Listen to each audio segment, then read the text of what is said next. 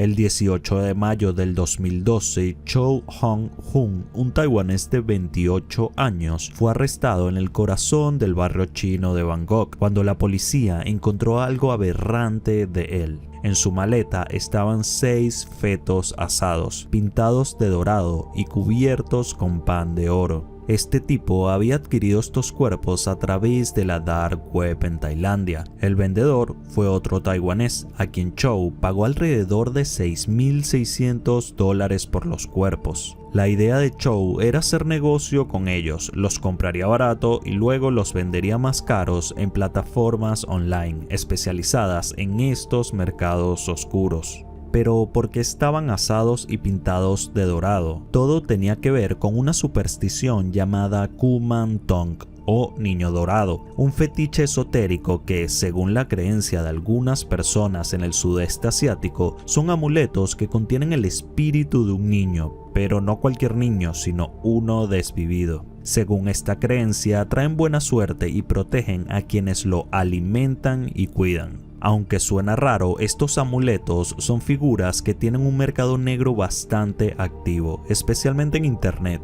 y no solo en Tailandia, sino también en países cercanos. De hecho, la dark web ha facilitado el crecimiento de todo un comercio ilegal de cuerpos y rituales oscuros para que personas supersticiosas y sin moral compren cosas como esta. Lo peor de todo es que no estamos hablando de un caso aislado, esto ha sucedido en más de una ocasión. De hecho, en 2010 las autoridades tailandesas hicieron otro descubrimiento espeluznante en Bangkok. Dentro de un monasterio budista encontraron casi 2.000 SODEF que venían de clínicas ilegales de aborto, todo almacenado y listo para ser vendido online. Y claro, estos cuerpos también se usaban para rituales oscuros, entre otras cosas que prefiero no explicarte.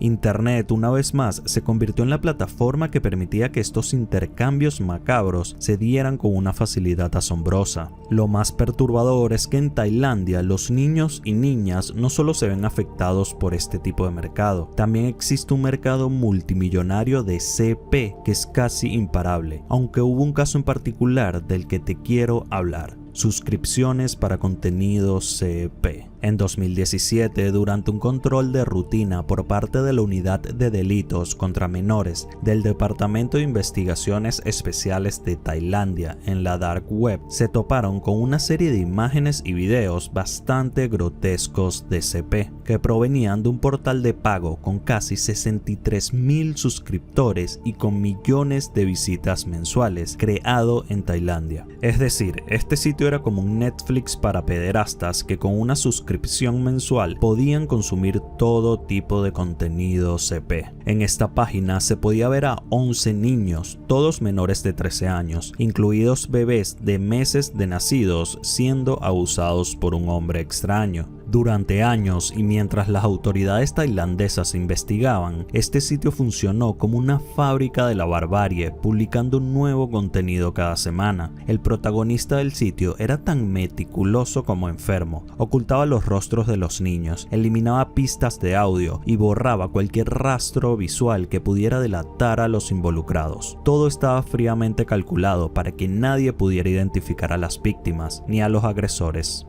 Obviamente, eso no detuvo a los agentes. Para rastrear a los menores y detener esta salvajada, comenzaron a estudiar cada detalle de la apariencia física del agresor: cicatrices, lunares, la forma de las orejas, el color de cabello y cualquier rasgo, por mínimo que fuera. Además, pidieron ayuda a la comunidad internacional. Fue una cacería global a contrarreloj, usando hasta el más mínimo indicio para reconstruir quiénes eran y dónde podían estar. El Departamento de Investigaciones Especiales de Tailandia se alió con la oficina de la Interpol en Bangkok e investigadores de todo el mundo unieron fuerzas para identificar a los 11 menores y dar con los degenerados administradores del sitio. Desde Estados Unidos, el Departamento de Seguridad Nacional logró rastrear una dirección IP, algo clave para encontrarlos, y ahí empezaron a tirar de ese hilo. Al mismo tiempo, la Europol, Bulgaria, Nueva Zelanda y otros países también apoyaron a las autoridades tailandesas para encontrar a estos degenerados. Los ayudaron a derribar el sitio y a organizar y almacenar toda la data posible de los abusadores para luego distribuirla a los países aliados. Ya estaban cada vez más cerca, no solo de los responsables del sitio, sino también de cualquiera que hubiera tenido algún tipo de interacción con él. Incluso quienes lo visitaron una sola vez estaban siendo rastreados. Una de las direcciones IP que encontraron los llevó hasta Adelaida, una ciudad en Australia. Esto hizo que la Policía Federal Australiana también se uniera al operativo. En este punto ya eran varios países colaborando para dar con los responsables. Y te voy a decir algo, cuando un país realmente quiere atrapar a un criminal, lo hace. Las primeras víctimas fueron identificadas en noviembre del 2017, lo que permitió que en enero del 2018 pudieran detener a varias personas en Tailandia y en Australia. La mente maestra y el principal administrador del sitio se llamaba Montri Salangam y fue localizado en Tailandia. Este tipo no solo administraba el portal, sino que era el mismo que aparecía abusando de los 11 niños en los videos, incluyendo de su propio sobrino. Este tipo tenía un método para atraer a sus víctimas. Les ofrecía comida, acceso a internet, juguetes y una televisión gigante para ver partidos de fútbol. Así se ganaba su confianza y luego los llevaba a su casa para hacerles lo peor. Y obviamente este enfermo no trabajaba solo, tenía una especie de socio que lo ayudaba desde Australia, Ruecha Tokputsa, quien también fue capturado en la investigación. Cuando la policía revisó su computadora y teléfono, encontraron miles de imágenes de menores tomadas en Tailandia y Australia, y en la mayoría se podía ver a este hombre como el agresor principal. La víctima más joven que se identificó en el juicio de este hombre en Australia tenía solo 15 meses de edad. Es decir, Ruecha Tokputsa hacía exactamente lo mismo que Salangam, pero en Australia. Lo bueno es que al final llegó la justicia. En junio del 2018, los tribunales tailandeses condenaron a Montri Salangam, el cerebro de toda esta pesadilla, y le cayeron 146 años de prisión.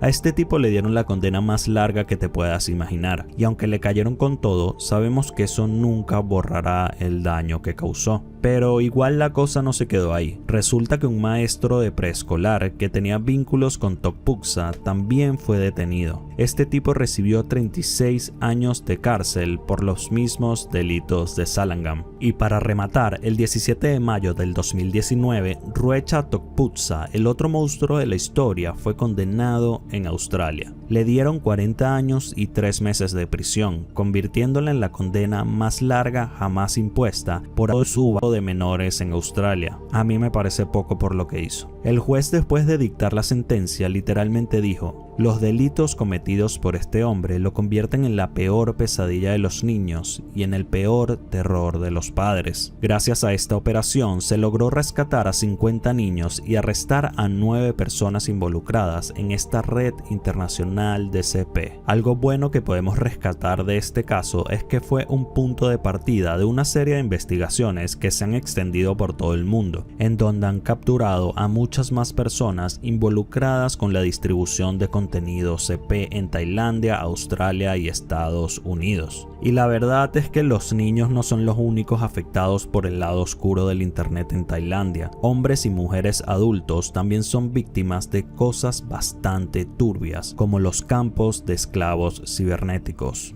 Algo que salió a la luz gracias al testimonio de un joven de Sri Lanka de 24 años llamado Ravi. Y te advierto algo, si eres sensible, tal vez este sea el momento de pausar el video, porque lo que viene no es fácil de digerir. Me quitaron la ropa, me obligaron a sentarme en una silla y me aplicaron descargas eléctricas en la pierna. Pensé que era el fin de mi vida. Pero ¿cómo llegó Ravi a este punto? Había viajado a Tailandia tras aceptar una oferta de trabajo en una supuesta empresa de tecnología con sede en Bangkok. Sin embargo, al llegar se dio cuenta de que nada era lo que le prometieron. Al principio fue recibido por la empresa y alojado en un hotel junto a otras personas que al parecer también habían sido contratadas. Ese mismo día, todo el grupo fue entregado a 2 hombres armados y justo ahí inició su pesadilla. Estos hombres los llevaron cerca de la frontera con Myanmar, cruzando el río Moey, para llegar al infierno donde estuvieron por meses. Estábamos aterrados, alrededor de 40 hombres y mujeres jóvenes, incluidos tailandeses, personas de Pakistán, India, Bangladesh y países africanos, estaban encerrados conmigo en este campamento que parecía un campo de concentración de la Segunda Guerra Mundial. Muros altos con alambres de púas y entradas custodiadas por hombres armados impedían que cualquiera de los secuestrados pudiera escapar. Me imagino que estás pensando, ok, esto es horrible, pero ¿qué tiene que ver con el lado oscuro del internet tailandés? Bueno, esa es la razón del secuestro. Todas estas personas eran obligadas a trabajar alrededor de 22 horas al día realizando estafas amorosas por internet con un solo día libre al mes. Esto no lo entendí bien. ¿Qué ganas con darle un día libre al mes a un grupo de personas secuestradas? Pero bueno, las mafias trabajan de formas que no entiendo. Pasé 16 días en una celda por no querer obedecerles. Solo me daban agua mezclada con colillas y cenizas de cigarro para beber. Me golpeaban, me electrocutaban y me obligaban a ver cómo torturaban a los otros secuestrados que no obedecían. En el quinto o sexto día trajeron a 2 chicas a una celda cercana y fueron abusadas por 17 hombres frente a mis ojos. Creo que eso me traumó más que cualquier daño físico que pudieron haberme hecho. La idea era que usando identidades y perfiles falsos, los secuestrados se hicieran pasar por mujeres para engañar a hombres solitarios de Estados Unidos y Europa, países en donde el poder adquisitivo es bastante alto. El modus operandi era el siguiente: si encontraban un buen objetivo, Ravi y los otros secuestrados tenían que establecer una relación romántica con ellos, coquetearles, ser simpático, tener conversaciones eróticas y mandarles fotos explícitas, las cuales eran de las chicas secuestradas en el campamento a quienes se las tomaban obligadas. Después de conquistarlos, tenían que persuadirlos para que invirtieran grandes sumas de dinero en plataformas comerciales falsas que prometen una rápida rentabilidad. Literalmente eran campos de esclavos cibernéticos. Si un objetivo invertía $100,000, le devolvíamos 50,000, diciéndole que ese era su beneficio. Esto les daba la impresión de que ahora tenían 150,000, pero en realidad solo recuperaban la mitad de la inversión inicial, dejando la otra mitad a las mafias tailandesas. Según el FBI, habían más de 17,000 denuncias de este tipo de estafas en Estados Unidos, sumando una cifra aproximada de dinero robado de $652 millones únicamente a víctimas estadounidenses. La única forma que los secuestrados tenían de salvar su vida era pagando para poder salir. Al menos tenían una opción para aferrarse a la libertad. Y eso fue lo que hizo Neil Vijay, un chico indio de 21 años. Aunque el caso de este chico es un poco más cruel porque fue gracias a un amigo de la infancia de su madre que cayó en esta situación. El amigo de su madre le había prometido un trabajo como teleoperador en Bangkok, cobrándole alrededor de $1,800 como comisión para conseguirle el empleo, trabajo que obviamente no existía. Habían varias empresas dirigidas por personas de habla china. Todos eran estafadores y nos vendieron a esas mafias como si fuéramos un objeto. Cuando llegamos al campo de concentración, perdí total esperanza sobre mi vida. Si mi madre no hubiera pagado, me hubieran torturado como a los demás y seguramente ya estaría muerto. La familia de Neil pagó alrededor de $7,000 para que lo liberaran y fueron las autoridades tailandesas quienes lo ayudaron a llegar de vuelta a la India para reunirse con su familia. Pero por otra parte, Ravi seguía secuestrado y después de un mes fue vendido a otra mafia porque la empresa para la que principalmente trabajaba como esclavo había quebrado. Lo peor es que no sería la última vez. En los 6 meses que estuvo secuestrado, trabajó para 3 bandas diferentes. Cuando llegó a manos de su último jefe, Ravi lo único que les pedía era que por favor lo dejaran volver a Sri Lanka con su familia, pero obviamente no lo dejaron. Con el tiempo y la desesperación, Ravi tuvo una pelea con uno de sus jefes, lo que hizo que fuera torturado por 16 días más. Al 16º día, el jefe principal de la mafia fue a verlo y le ofreció una última oportunidad antes de matarlo. Lo que pasaba es que Ravi era bastante valioso por su conocimiento en software y su capacidad informática. No tuve elección. para ese momento la mitad de mi cuerpo estaba totalmente paralizada por las torturas. Durante otros 4 meses, Ravi se encargó de gestionar cuentas de Facebook, VPN, apps de inteligencia artificial y cámaras de video 3D que usaban para las estafas. Después de tanta insistencia para que lo liberaran, el jefe de la mafia accedió solo con la condición de que pagara un rescate de $2.650, dinero que consiguió gracias a que le permitieron comunicarse con su familia, la cual tuvo que pedir un préstamo y poner su casa como garantía. Y sí, aunque no lo creas, Ravi fue liberado después de pasar casi 6 meses en el infierno. Actualmente trabajo día y noche en un taller para poder pagar la deuda que me dejó el rescate. Y lo peor es que Ravi solo es un caso de los miles que existen en estos campos de esclavos cibernéticos.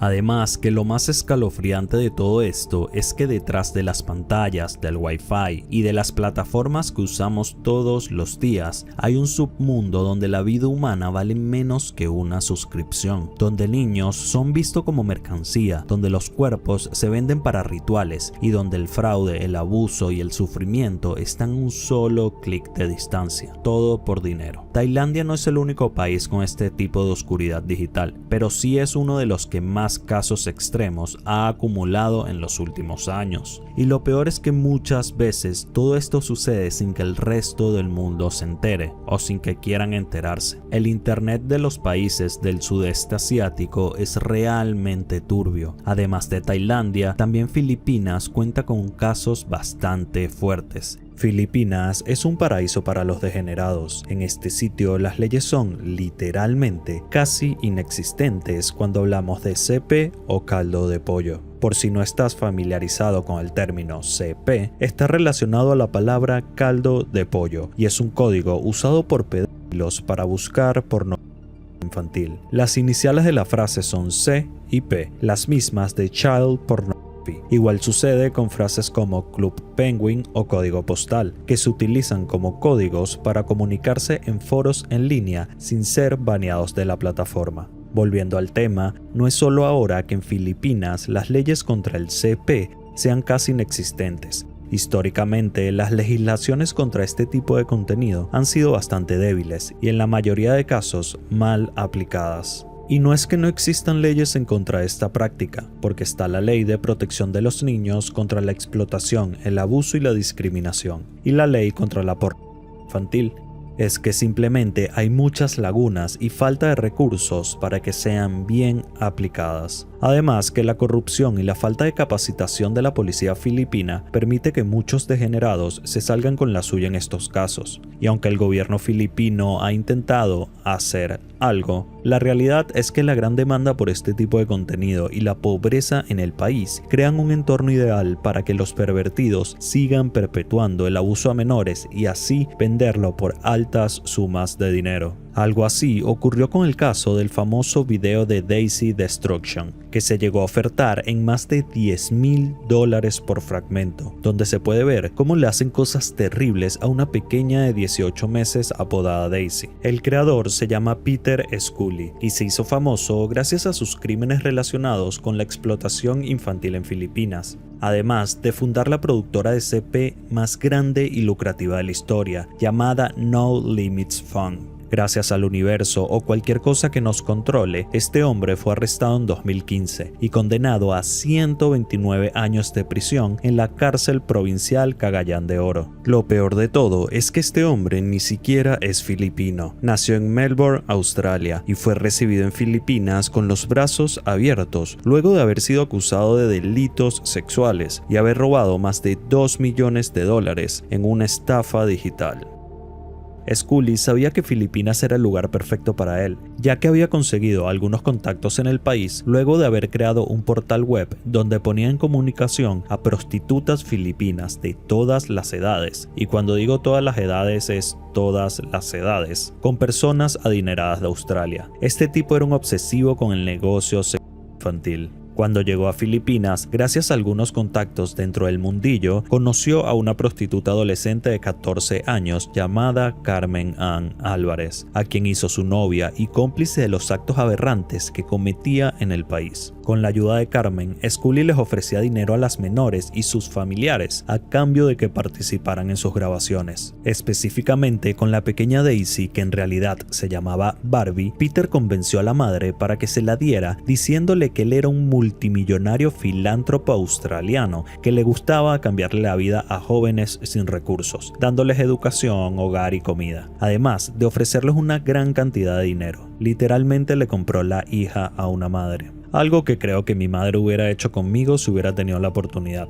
Bueno, volviendo al caso y dejando a un lado mis chistes malos que buscan tapar los traumas de mi infancia, se estima que Peter produjo al menos 10 horas de contenido mórbido, aunque el número específico de videos y fotos nunca se ha especificado. Como era de esperar, lo vendía en la Deep Web y sus clientes eran de todo el mundo. Él simplemente usó el internet y la falta de leyes en Filipinas para poder crear una de las mayores atrocidades conocidas en la historia de internet. Y no era él solo. Peter trabajaba con un grupo de gente bastante grande, incluyendo policías y agentes filipinos. Por eso, el internet filipino puede llegar a ser tan perturbador. Que la policía forme parte de una industria multimillonaria de contenido CP es algo inexplicable, y mira que nosotros vivimos en Latinoamérica. Hemos visto cosas bastante turbias relacionadas con la policía, pero esto es otro nivel. Existe otro caso similar e igual de bizarro que el de Peter Scully. Es el caso de David Timothy Dicken. En 2017, las autoridades del país y el FBI realizaron una redada en su residencia en Mabalacat, Filipinas, donde descubrieron una red global de abuso infantil transmitido en vivo, donde miles de enfermos pagan para ver y dirigir abusos menores en vivo. Así que Dicken no solo grababa el abuso, sino que también permitía que pedófilos en todo el mundo pagaran para dirigir estos actos en tiempo real. Cuando las autoridades filipinas irrumpieron en el hogar de Dicken, encontraron a 2 niñas menores de edad que habían sido sometidas a todo tipo de aberraciones. Además, se recuperó una cantidad masiva de evidencia, discos duros, cámaras, juguetes y ropa interior infantil, así como guiones detallados que Dicken usaba para dirigir los streams y videos. Y al igual que pasó con la pequeña Daisy y Peter Scully, uno de los elementos más inquietantes del modus operandi de Dicken fue la explotación de la pobreza extrema en la región, donde familias desesperadas vendían a sus hijos o colaboraban en la producción de este tipo de contenido solo por dinero. Y de nuevo, gracias al universo o cualquier cosa que controle nuestro mundo, Dicken fue condenado por múltiples cargos de abuso infantil y tráfico de personas. Y como estos, seguro habrán miles de casos habitando el internet filipino que nunca serán encontrados. Esta es una de las razones por las cuales el internet filipino es uno de los más perturbadores de todo el mundo. Estafas amorosas. Realmente, las estafas amorosas suelen ser muy comunes en gran parte del mundo, pero lo de Filipinas con este tema es algo totalmente sin control. Es más, se estima que el 63% de estos engaños en el mundo son manejados directamente desde Manila, la capital de Filipinas. Las estafas amorosas se llevan a cabo por parte de personas que se crean perfiles falsos, fingen una relación amorosa con cualquier pajerín que se encuentran en internet, lo manipulan y le roban el dinero. Así que no. Gatita 69 a 3 kilómetros de tu casa no es una gótica culona que quiere conocerte. En 2016 hubo un caso donde un empresario australiano de 54 años llamado David McLean conoció a Lani Manalo, una mujer soltera en busca del amor, en un sitio web de citas. Tras meses de conversaciones amorosas y fotos eróticas, Lani convenció a McLean de enviarle dinero para algunas emergencias familiares que tenía. Después de 6 meses y más de $35,000 desembolsados, McLean decidió ir a visitar al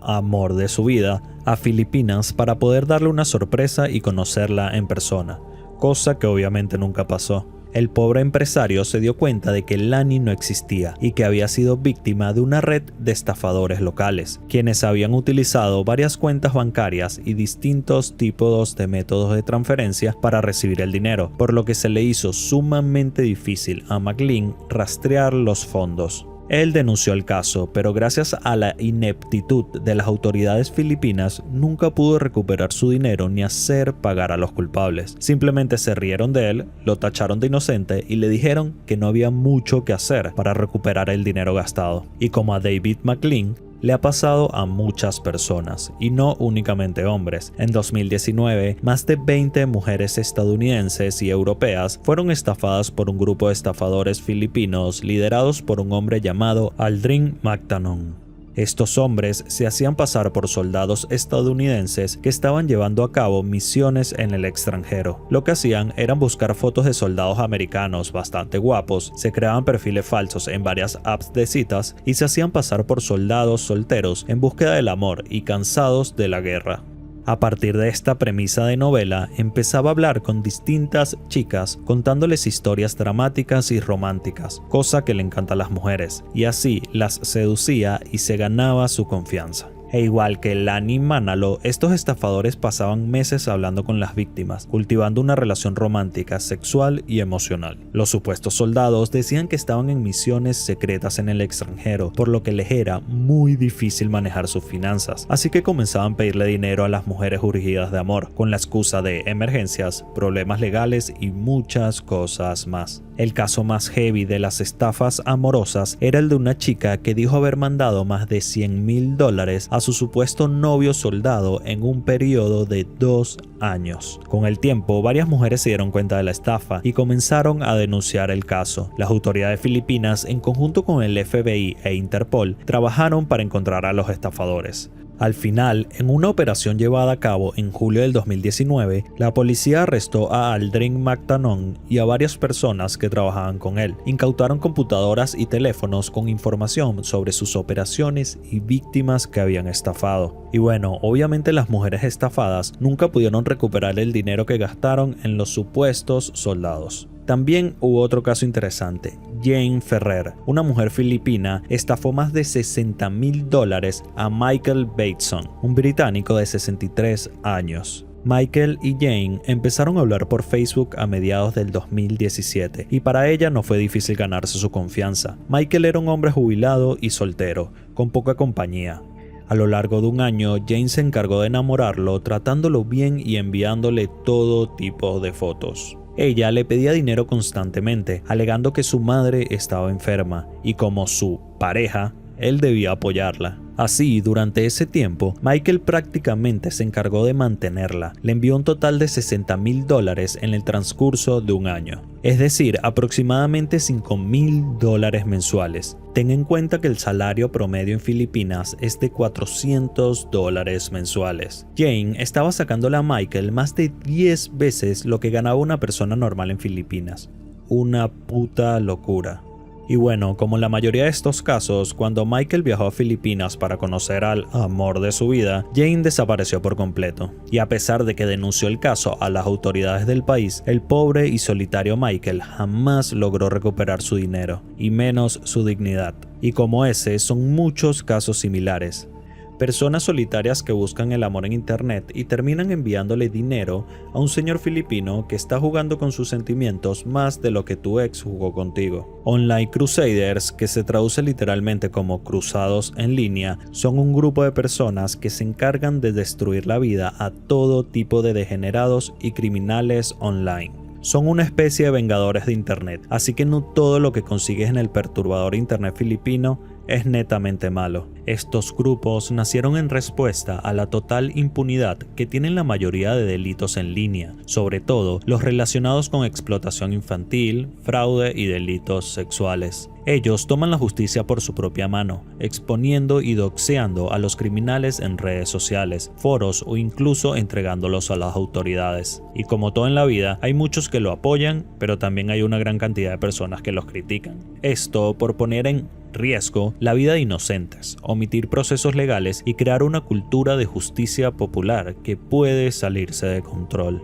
No entiendo cómo doxear criminales pone en riesgo la vida de los inocentes cuando se hace 100% bien y con pruebas. Pero bueno, existe todo tipo de moralistas raros en internet que creen tener la razón siempre. Digo, es mejor hacer esto que no hacer nada. Aunque pueden tener su punto, también hay que dejar claro que el mal doxeo puede tener consecuencias desastrosas cuando no hay suficientes pruebas. Cuando se exponen los nombres y direcciones de supuestos delincuentes, hay que estar muy seguro de que son culpables, porque no solo se pone en riesgo a ellos, sino también a sus familias, que podrían no tener nada que ver con sus crímenes. Por ejemplo, en 2017, un grupo de crusaders en Filipinas, actuando bajo la premisa de proteger a los niños, comenzó a investigar a presuntos pedófilos en redes sociales. En una de esas se toparon con Ray, un hombre de 34 años que estaba utilizando una cuenta en línea para interactuar con personas, incluyendo adolescentes. Este grupo lo acusó de ser un depredador sexual, afirmando que su actividad en línea era sospechosa. Recopilaron información personal de Ray, incluyendo su nombre completo y dirección, y la publicaron en varias plataformas sociales. En las publicaciones lo etiquetaron como un abusador de niños. La publicación se volvió viral y en cuestión de horas su dirección fue divulgada y una multitud de personas fueron hasta su casa a literalmente matarlo. Obviamente la situación se salió de control y hasta los vecinos comenzaron a exigir justicia. El grupo de personas logró forzar la entrada de su casa, rompiendo ventanas y destruyendo por completo el interior, sin importarles que su esposa e hijos pequeños se encontraban adentro. Ray junto a su familia intentaron escapar encerrándose en una habitación trasera mientras alrededor de 30 personas destruían toda su casa. Al final lograron llamar a la policía para que despejara la casa. Después de toda esta situación, las autoridades investigaron el caso y descubrieron que Ray no tenía antecedentes criminales y que las acusaciones eran falsas. Se reveló que simplemente había estado interactuando en línea de una manera que, aunque inapropiada para algunos, no era un delito. Y aunque no sé qué quieren decir con interactuar en línea de una manera inapropiada, al parecer Ray sí era inocente. Algo similar le ocurrió a Gabriel Santos, un joven de 22 años originario de la ciudad de Cebú. Este chico fue señalado por un grupo de crusaders que lo acusaron de formar parte de una red de explotación infantil. Todo empezó cuando Gabriel fue visto interactuando en varios foros de internet que eran bien conocidos por ser usados para compartir contenido ilegal, más que todo relacionado a CP y este tipo de cosas turbias. Aunque sus interacciones realmente eran inocentes, el simple hecho de estar en ese lugar del internet era bastante sospechoso para el grupo de crusaders que lo encontró. Así que estos empezaron a recolectar información personal de Gabriel, nombre completo, dirección de su casa, detalles de su familia, entre otras cosas. Esta información fue publicada en varias cuentas con bastante repercusión, junto a acusaciones que lo relacionaban con el tráfico y abuso de menores. Y como suele ocurrir en estos casos, solo bastaron horas para que toda su información fuera compartida por miles de usuarios filipinos buscando una supuesta justicia. Y al igual que ocurrió con Ray, la situación rápidamente se salió de control. Las personas se organizaron y movilizaron para rodear su casa, exigiendo a Gabriel que saliera y asumiera las consecuencias de sus supuestos actos pervertidos. Para evitar que fuera asesinado, las autoridades tuvieron que intervenir y arrestar a Gabriel, no porque tuvieran pruebas de su culpabilidad, sino para protegerlo de la multitud que creía que era un sádico solo porque algunas cuentas de Twitter lo dijeron. Tras su arresto, las autoridades comenzaron a investigar las acusaciones, rastrearon su actividad en línea y descubrieron que Gabriel no tenía ninguna conexión directa con el tráfico de contenido ilegal. Lo que había sucedido era que él formaba parte de varios foros donde efectivamente habían usuarios con intenciones criminales, pero no había compartido contenido inadecuado ni participado en conversaciones sospechosas. Era simplemente un joven curioso del internet que, como todos nosotros, navegaba por comunidades en línea sin conocer el alcance completo de los riesgos asociados con algunas de ellas. El 28 de marzo del 2025, una pareja de ancianos del distrito Belagavi en Karnataka, India, fueron encontrados sin vida en su casa. La mujer, Plaiviana Nazaret, estaba dentro de una de las habitaciones y el hombre, llamado Diogyeron, dentro de un tanque de agua en el exterior de la casa. Pero, ¿qué pasó aquí? Según una nota que se consiguió en la mesa de la casa, ellos mismos acabaron con su vida, ella ingiriendo unas pastillas y él cortándose el cuello con una hoz y encerrándose en el tanque de agua. ¿por qué unos ancianos de 80 años se autodesviven y de formas tan terribles? En enero de este mismo año, la pareja recibió una llamada de un funcionario de telecomunicaciones llamado Sumit Birra, informándoles que su teléfono había sido usado para actividades ilegales que incluyen navegar por páginas de menores, mensajes sexuales y de acoso a diferentes mujeres, compra y venta de drogas y otros delitos más. Al ser un tema legal, la llamada fue transferida a un agente de la Brigada de Delitos llamado Anil Yadav, quien les informó de todo el proceso legal en el que estaban involucrados y que lo más probable es que terminaran presos. Están metidos en graves problemas legales. Es muy probable que terminen cumpliendo una condena por el resto de su vida, pero nosotros le podemos ayudar a limpiar su nombre si colaboran con una ayuda a la Brigada de Delitos. Una ayuda de 5 lakh de rupias, que son más o menos $6,000. Obviamente los pobres ancianos lo pagaron, pensando que así resolverían el problema y podían seguir con su tranquila vida. Pero no, en ese momento empezó la pesadilla de la pareja de ancianos. No tenían trabajos ni hijos y vivían de lo que habían ahorrado durante toda su vida para poder tener una vejez tranquila. Los obligaron a entregar información personal como datos bancarios, identificación, números de cuenta, todo. Les dijeron que para demostrar su inocencia tenían que transferir fondos a una cuenta segura que supuestamente estaba controlada por la policía. Así ellos podían revisar que su dinero no venía de actividades ilegales. Obviamente todo era una total mentira.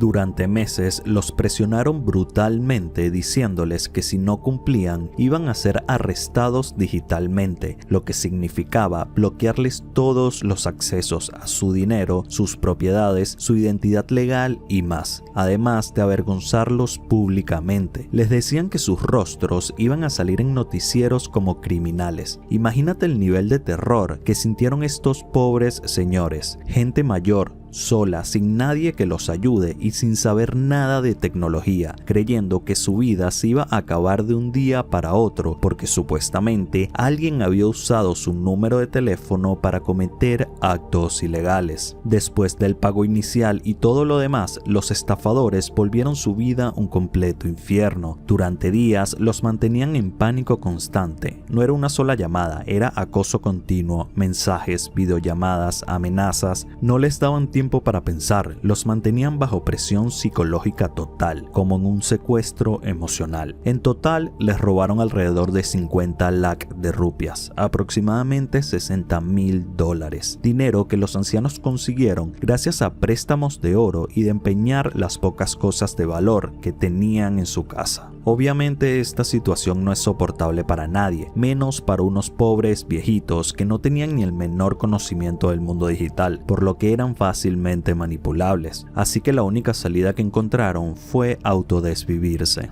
Hemos decidido suicidarnos. Esto no es culpa de nadie. Antes éramos felices y autosuficientes. Gracias a la nota que dejó Diogyeron fue que se supo todo el calvario que vivieron estas pobres personas. Ahora tengo 82 años y mi esposa 79. No tenemos a nadie que nos apoye. No queremos vivir a merced de nadie. Por eso hemos tomado esta decisión. Lo único bueno de este caso es que un mes después de encontrar los cuerpos, la policía arrestó a uno de los culpables. No voy a decir el nombre porque es imposible de pronunciar, pero bueno, ya le pusiste cara al tipo que estafó a los pobres ancianos. El caso es muy reciente, por eso aún está en investigación y no se ha condenado totalmente a este hombre, pero lo bueno es que al final fue capturado. Lo peor es que esta pareja de ancianos no son el único caso de este estilo de estafa digital que arruina vidas. En la India hay cientos de call centers piratas que funcionan en varias ciudades y que trabajan las 24 horas del día buscando víctimas. Un caso que se hizo bastante famoso en 2019 fue el del fraude fantasma, donde arrestaron a más de 80 personas acusadas de hacerse pasar por agentes de Amazon, Microsoft y hasta del FBI FBI, exigiendo a las víctimas pagos para resolver problemas falsos en sus cuentas. Esta sola red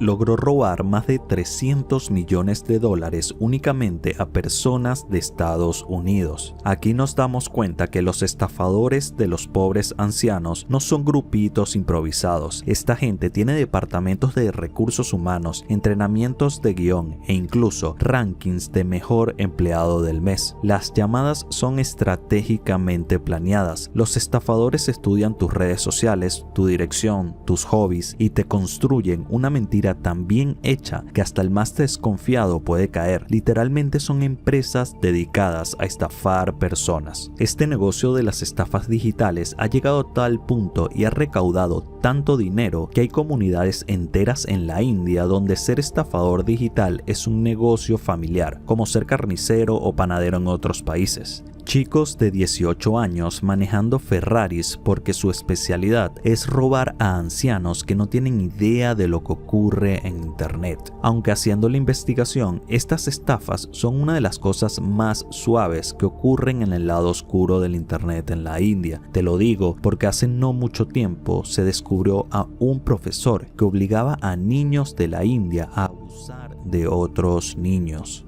El 10 de agosto del 2023, Matthew Smith, un profesor británico de 35 años, fue acusado de usar la dark web para pagar y dar instrucciones a adolescentes en la India para abusar de niños más pequeños y grabarlo en video. Smith había pagado alrededor de 65,000 libras esterlinas, aproximadamente $87,000 a lo largo de 5 años, a varios adolescentes indios que conocían internet para que hicieran cualquier tipo de acto aberrante que él les pidiera. Eran una especie de ciberempleados de atrocidades. Los mensajes de su teléfono y computadora mostraban que Smith enseñaba a los jóvenes con videos, fotos explícitas y hasta tutoriales a ganarse la confianza y manipular a los pobres niños indios. Además, les enviaba imágenes y videos de cómo abusar de ellos y del tipo de contenido que le gustaba recibir a cambio del dinero que les pagaba. En total, los agentes encontraron más de 120,000 imágenes y videos de contenido CP de niños indios. El tipo realmente era un degenerado y un enfermo mental. Lo peor de todo es que este hombre trabajó en orfanatos y ONGs en la India desde el 2007 al 2014, para después mudarse a Nepal y trabajar en una escuela como profesor. Imagínate todas las atrocidades que llegó a hacer sin que nadie se diera cuenta. Después de hacer aberraciones en todo el sur de Asia durante años, en julio del 2022, Matthew Smith volvió a Londres, donde había crecido, para trabajar en una escuela primaria como subdirector y responsable de atención pastoral. Además, había publicado un anuncio en línea buscando un piso compartido, diciendo que era profesor y podía ayudar en el cuidado de los niños de la casa. Imagínate ser una madre y meter a este enfermo en tu casa sin darte cuenta.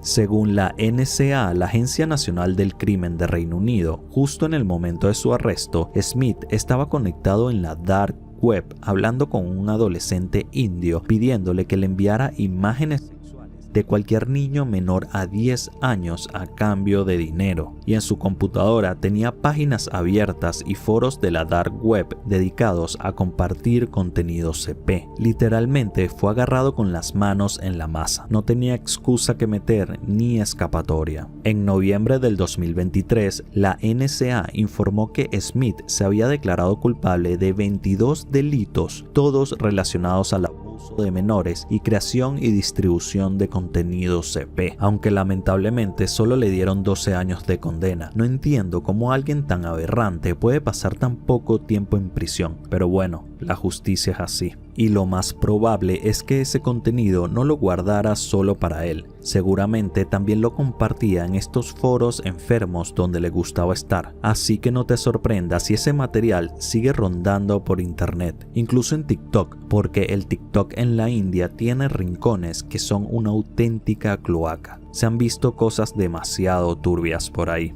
Esa fue una de las tantas razones por las cuales en 2019 el gobierno de la India prohibió TikTok en el país. Según las autoridades, la aplicación estaba inundada de contenido gore ilegal y obviamente incluía material CP. El Tribunal Supremo dictó una orden y Apple y Google no tuvieron más opción que borrar TikTok de sus tiendas en la India, pero las personas que ya lo tenían descargado podían seguir usándolo. Así que aunque la aplicación fue eliminada oficialmente, usarla no era un crimen. La jugada fue más una medida para limitar su acceso y frenar el crecimiento de TikTok en el país. Y lo entiendo perfectamente porque te repito, las cosas que aún puedes conseguir de la India en TikTok son realmente turbias. Y no solo de los indios grabando cosas oscuras, sino de turistas que viven situaciones extremadamente incómodas. Como este tipo que estaba grabando un vlog mientras caminaba por la India, tranquilo, cuando de repente se le acerca un niño a pedirle un helado. Él intenta esquivarlo con amabilidad, pero el niño lo persigue hasta que termina aceptando. Le compra el helado y ahí todo se descontrola. Empiezan a salir más y más niños de la nada, todos queriendo lo mismo. Ya eso de por sí era incómodo, pero lo turbio viene después. Aparece una señora no a agradecerle ni a calmar a los niños, sino a pedirle también un helado. Y lo más inquietante es cómo la señora, al parecer, quiso pagarle por el helado, ofreciéndole a su hija. ¿Por qué digo eso? Por esto que vas a ver a continuación. Sin que el muchacho se dé cuenta, la señora empieza a quitarle la ropa a su niña pequeña, abriéndole las piernas y mostrándosela al tipo. Realmente lo que hizo esta señora se puede interpretar de muchas formas, y la verdad yo no sé qué pensar. No quiero lanzar acusaciones, pero hay algo en su actitud que no me termina de cuadrar. Por eso quiero saber tu opinión, porque sinceramente no estoy seguro de qué quiso decir con ese gesto, ni qué estaba tratando de hacer con su hija. Los comentarios del video dicen lo mismo que yo pensé, pero necesito saber tu opinión, a ver si estoy loco o no. Y no solo hay videos de turistas pasando momentos muy incómodos, también los mismos habitantes se sorprenden de ver cosas totalmente aberrantes en las calles de la India. Imagínate ir caminando por una calle cualquiera de tu ciudad, cuando de repente ves algo que no puedes procesar de inmediato. Un perro callejero, delgado, sucio, cargando en su hocico algo, y cuando te acercas te das cuenta de que es el cuerpo de un bebé. Sí, un bebé, así de brutal como suena. Esto pasó en la localidad de Ragua en la India. El perro no atacó a nadie, ni mucho menos le robó un bebé a su madre. Lo que hizo fue encontrar el cuerpo abandonado en un basurero y en su instinto más puro, quizás buscándole refugio o protección, se lo llevó con él. Digo esto porque si hubiera querido comérselo, seguramente ya se lo hubiera comido. Obviamente el video publicado en TikTok de la India se hizo viral en horas, no solo por el acto en sí, sino por todo el contexto del perro con el bebé en la boca. ¿Qué clase de abandono, de negligencia, de horror tuvo que pasar para que un bebé terminara así, en la boca de un perro callejero, como si se tratara de un objeto roto, y que fuera un animal sin hogar quien le diera más dignidad que cualquier ser humano? Pero lo más fuerte de todo esto es que no es un hecho aislado, es la evidencia de que algo no está nada bien en la India ni con los indios, y que en sus calles pasan cosas bastante grotescas que se suben a TikTok sin ningún tipo de restricción. Por ejemplo, también se hizo viral un video sumamente desagradable de un hombre orinando en la cara de un niño en la calle. Pero ¿por qué motivo un hombre va a humillar a un niño de tal manera? Al parecer, porque pertenece a una casta superior, lo que le da la autoridad para degradarlo orinándole en la cara. Y esto es una realidad en la India. El tema de las castas es algo bastante común y algo muy triste de la cultura hindú. Es una forma antigua de clasificar a las personas en diferentes grupos según el lugar en el que nacen. En la religión del hinduismo se cree que los seres humanos fueron creados por Brahma, el dios creador, usando distintas partes de su cuerpo. Según esta creencia, el lugar donde naces decide a qué grupo perteneces. Además, hay reglas que dicen que una persona no puede cambiar de casta durante su vida, y estas reglas se consideran muy importantes por parte de los creyentes, por lo que cualquier persona de una casta superior a la tuya puede hacer contigo lo que le da la gana y tú tienes que aceptarlo. hay religiones que de verdad son un asco. Y no solo las religiones, la sociedad india en sí es bastante bizarra. Algunos son como animales salvajes que no razonan lo que hacen y gracias a eso cometen actos aberrantes pensando que es lo correcto o lo normal, como fue el caso del linchamiento de 2 hombres inocentes gracias a una noticia falsa de WhatsApp. En el internet indio empezó a correr un video grabado con un celular donde se muestra a 2 hombres llenos de sangre rogando por su vida. Minutos después estaban muertos. Los mató una turba de gente en plena calle solo porque alguien compartió un rumor en Facebook y WhatsApp. Los pobres hombres eran un músico de 29 años y un empresario de 30, jóvenes con estudios, buena vida y amigos desde siempre. El día del linchamiento estaban volviendo en carro de una salida a una cascada popular cerca de su ciudad en Assam, al noreste de India. Un plan tranquilo de amigos un domingo. Pero lo que no sabían era que en esa misma zona estaban corriendo mensajes falsos por redes sociales. Decían que habían traficantes de niños rondando por el lugar. Y en este tipo de pueblos, distritos pobres, rurales y bastante aislados, la gente no se anda con dudas. Lo que aparece en WhatsApp lo toman como si fuera palabra santa. En un momento del día, los 2 amigos estaban sentados al lado de un arroyo cuando un aldeano se les acercó y los empezó a acusar de ser unos secuestradores de niños. Los 2 hombres discutieron un poco y se fueron en su auto para evitar problemas, pero este tipo ya les había echado el ojo. Agarró su teléfono y llamó a gente del pueblo de al lado. Les comentó que 2 secuestradores de niños estaban en camino. Les dio la descripción del carro y les dijo que había que detenerlos. Y así fue como comenzó todo. El grupo de gente los detuvo en plena carretera rural. Iban armados con palos, piedras y machetes. Los sacaron del carro y los lincharon entre todos, convencidos de que eran los culpables de secuestrar niños. Y como si fuera poco, grabaron todo y lo subieron a internet como un mensaje para que los criminales no entraran en su zona.